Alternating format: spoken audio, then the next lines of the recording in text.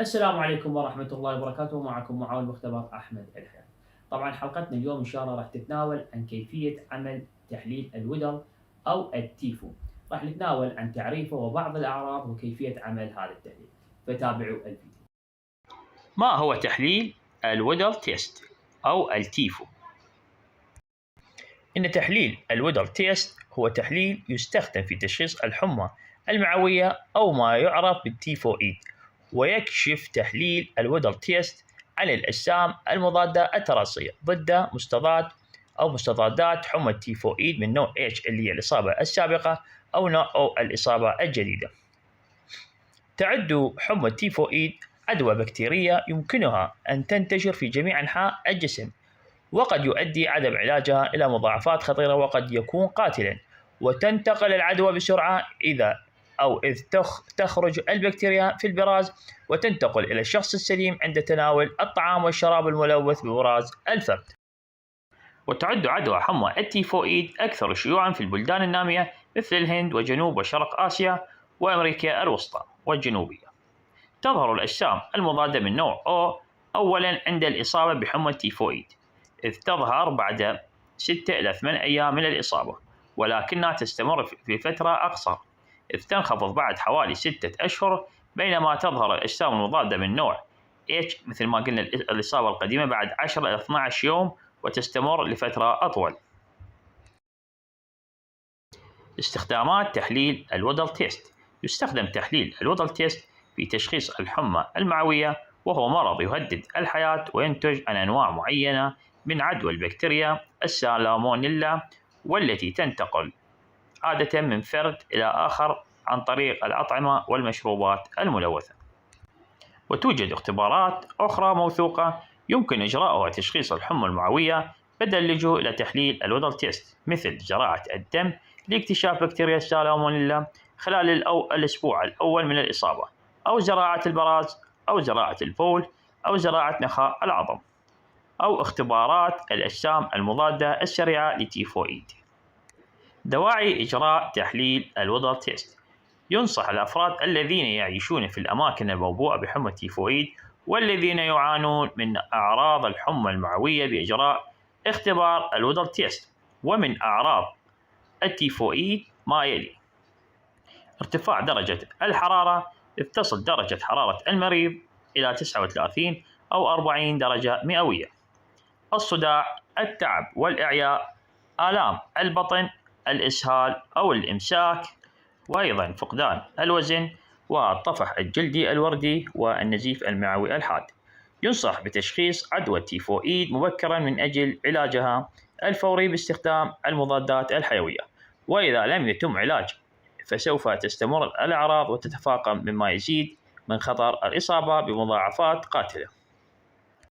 كيف يتم إجراء تحليل الودر تيست؟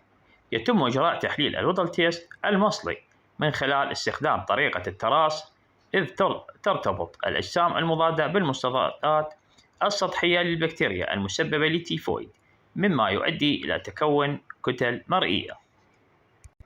ومن مخاطر إجراء تحليل الودر تيست ما يلي: لا توجد مخاطر كبيرة من إجراء تحليل الودر تيست، ولكن المشكلة الأكبر أو خطورة هذا التحليل تكمن بأنه يعطي نتيجة إيجابية كاذبة. ومن الحالات التي قد يعطي فيها التحليل نتائج إيجابية كاذبة منها ما يلي: قد يعطي تحليل الودر تيست نتائج إيجابية خاطئة عند الأفراد الذين تم تطعيمهم سابقا ضد التيفوئيد، وقد يعطي أيضا تحليل الودر تيست نتائج إيجابية خاطئة عند الأفراد الذين يعانون من عدوى السالمونيلا الغير المعوية، إذ يشترط النمط المصلي لعدوى السالمونيلا المعوية مع عدوى السالمونيلا الغير معوية مثل الحمى النشمية أو التيفوس. وقد يعطي أيضا تحليل الودر تيست نتائج إيجابية كاذبة عند الأفراد المصابين باضطرابات مناعية أو التهاب السحائب المستخبيات أو أمراض الكبد المزمنة. وتجدر الإشارة أيضا أن استخدام المضادات الحيوية قد يعطي نتيجة سلبية كاذبة لتحليل الودر تيست، إذ يكون الفرد مصاب بحمى تيفوئيد في حين أن نتيجة التحليل تكون سلبية.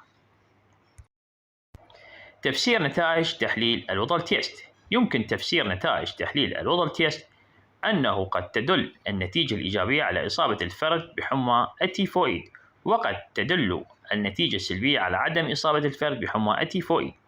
وتجدر الإشارة أنه على الرغم من سهولة إجراء تحليل وضل تيست إلا أنه يصعب تفسيره ويتطلب معرفته بالتاريخ الطبي وتاريخ السفر والتطعيم للمريض. طبعا حاليا راح نقوم بعملية تطبيقية لتحليل الوضل. طبعا قبل كل شيء راح نسحب عينة دم ونخليها بهذا التيوب،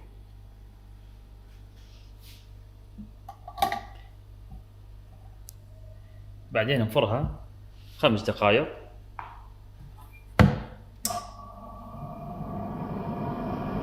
الحين ما يطلع عندنا البلازما او السيرم، ويفضل السيرم يعني تخليها تمشي اما 5 دقائق الى 10 دقائق الى ان نحصل على السيرم. طبعا هنا فرعناه وايد حد ما طلع عندنا السيرم نظيف حيل، مثل ما تشوفون طلع السيرم عندنا. هسه راح نضع تقريبا 50 مايكرو من البلازما وقطرة من القطرات اللي عندنا للودل. هاي عندنا هنا حمراء وزرقاء، وحدة O ووحدة H. راح نخبطها بالبداية، نسوي حركة دائرية، بعدين نقوم نظل نحرك بها بالشكل الدائري مثل ما تشوفون، نظل لحد ما هي تتلابس المادة مع السيرم وتطلع عندنا حبيبات التراص او حبيبات اللي هي راح تصير تكتلات شلون التخثر، راح تلتصق هذه بهاي. راح نحرك بها تقريبا من دقيقة إلى 3 دقائق.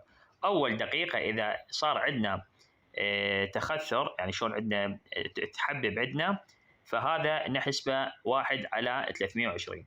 ثاني دقيقة 1/160. ثالث دقيقة إذا صار عندنا مثل ما تشوفون النقاط أي النقاط اللي بيها راح نحسبها 1/80.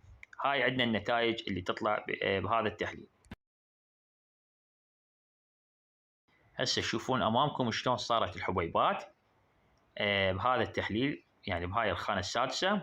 احنا هنا معيرة من 1 إلى 6، فكل وحدة نقدر نخليها مثل مال 3 تحاليل، فكل وحدة بها قطر يعني قطرتين، يعني التحليل بها قطرتين، فالO والH. فنشوف ياهو الأول واحد يتحبب نكتب عليه النتيجة، هو عندنا تحبب اللون الأزرق. طبعا هذا كل ما يتعلق بهذا التحليل البسيط. وبنهاية الحلقة نشكر حسن متابعتكم، إلى اللقاء.